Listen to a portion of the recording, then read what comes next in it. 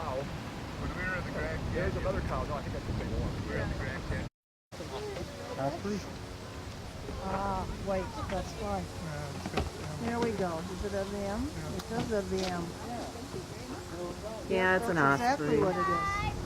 Oh, nice. Paying money to be there that day. You can't just let me take a picture of them. Is this the turkey vulture still? Yeah. Yeah, turkey vulture. Coming close. Turkey See, vulture. quality instead of quantity today.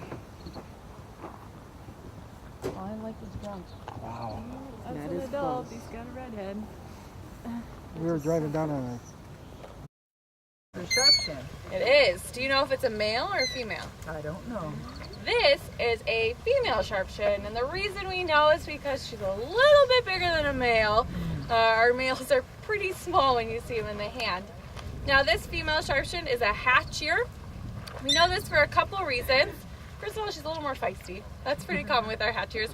She's got these nice yellow eyes. Next year, there'll be a nice orange color, and then as an adult, she'll have a nice tomato red coloration on her eyes. Now her breast, you can see it has these chocolate brown stripes going down. As an adult, they have more cinnamon or rust bars going across their breast.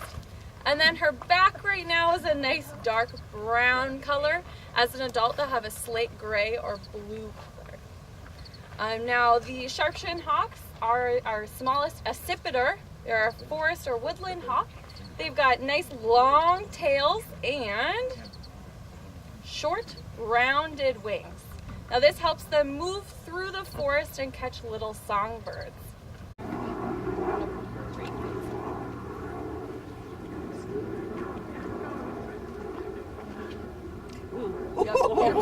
Yep, keep your hand down. What I'm going to have you do, you want to scoot your hand up just a little bit. Yep. No, up higher. Up higher? Yep, here. I'm going to take this hand and then you higher. There you go. And then Jessica's going to take a picture of you. Okay. Thank you. Okay, hold her down a little bit more. And then go ahead and do like the Statue of Liberty. On the count of 3, go ahead and let her go. Oh. 1, 2, 3. Give her a little tap. And then they give it a little push right up into the air, okay? All right, now get your arm up there. On the count of 3. 1, 2, 3. There you go. Look at that. Look at that. So if this bird kind of banks around, we'll be able to kind of see those short rounded wings and watch.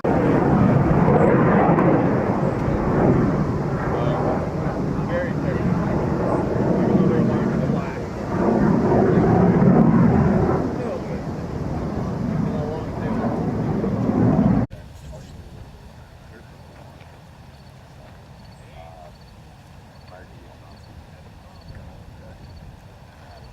So the ospreys put on a very nice show. Very nice bird.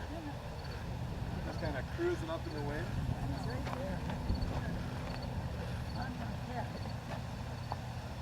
And so far this year, it has not held true. But the counters are mentioning that ospreys generally are in pairs when they're migrating. But I don't know if I've ever seen 2 at one time flying together, so. Hi.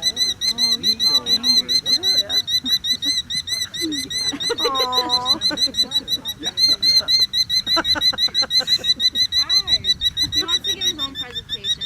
Does anyone know what kind of bird this is? Any guesses? Yeah, it's a merlin. And he's a talker. That's very typical of merlins. Oftentimes we see them dive bombing the owls, and you hear a lot of this. It's a good chance to see his toenail tooth. So if you can see while he's talking, he's got 2 kind of little posts. That helps them catch their prey. They're part of our falcon family. They're very fast and very loud. I like that. But sometimes they like the nest. He's yelling at you.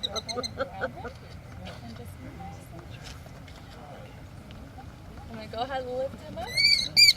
Now on the count of 3, just a nice light toss. Alright, ready? 1, 2, Well done.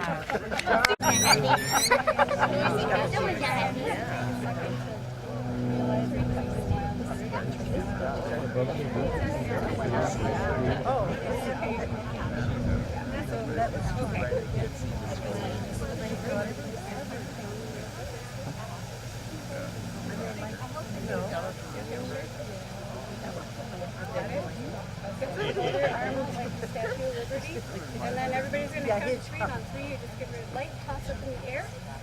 So 1, 2, 3.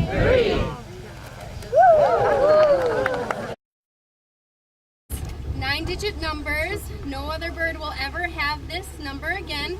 And the hope is that we're going to release these birds. They're going to go and get caught at a different banding station. And we'll start to learn some information about these birds. Maybe how old they become, how old they can live, where they're migrating to, maybe where they're coming from, or maybe if they're even just sticking around and not migrating very far. Kind of the same though. This one is a female Cooper's hawk. This is a female sharp-shinned hawk. So they're both the accipiters, so that means there are woodland hawks. They have shorter, rounder wings and then very long tails. So if you pull out these wings, you can kind of see them here. Shorter, round wings, and then that very, very long tail. You can see how it goes far down past the feet. These are short and rounded. They're not super great at soaring like our bootios, so broad-winged hawks like we're seeing, as well as red tails. So when they're up in the air and they're flying, you're going to be able to identify an accipiter by doing a little bit of flapping and a little bit of gliding. And then flapping and gliding, they're not going to have their wings straight out and soaring as much as like our bootios are going to. So both of these are young birds. You can see that by their yellow eye. They have a kind of a vertical streaking on each feather on their breast and their belly, and their backs are red. Or sorry, they're not red. They are brown. Where I was going with the red is when these birds get older, their eye turns from yellow to orange to a dark, dark red. And it's very, very beautiful, very stunning to look at, especially when their back turns into a slate gray color as they get older. So they're really, really pretty. The other accipiter that we see here is going to be the northern goshawk. However, we see the most sharp-shinned hawks. Goshawks we see the second, and Coopers we see the least here. Most other places in the world you're going to be seeing less goshawks and more Cooper's hawks. So to see this bird up close, it's actually pretty cool. The tail. You can kind of see this right now as they're next to each other, that the Cooper's hawk head is a little bit more pronounced than the sharp-shinned's head. And as it's flying in the air, you can look for that. This guy is more like a capital T, this guy is more like a lowercase t because that head sticks out more. Coopers also are going to be flapping just a little bit slower than the sharp-shin. So these birds are both on their migration, so we're going to not hold them too long, we're going to get them on their way. They're just about this tight. We're going to put the bird right in there. You don't want to squeeze her too hard, so you might be able to release just a tiny little bit. She starts kind of going like this, then we'll just hold her a little tighter, okay? You can come behind and do this if you feel more comfortable as well. Alright, just hold her, and then Allie's going to take a photo. Smile! She is kind of a feisty one, and that is good. She's a survivor. So you just keep holding. Appreciate the fact that you're holding a Cooper's, and we don't see many of those. Yeah. So it's a really unique opportunity. Alright, when this car passes, then we're going to let you release her. One thing that's kind of cool about a Cooper is as we're waiting here, Coopers, they kind of put their feathers up around their head so they have a little bit more of a square looking head. That's one way they show aggression actually. Alright, so on the count of 3, what you're going to do is you're going to put her up in the air like this, 1, 2, 3, and just toss her right up. Alright? Okay, so on the count of 3, 1, 2, 3. Woo! Oh. Yep. Okay, so you ready? Bam! How'd I do? It's even looking at you. 1, 2, 3. There we go. Good job.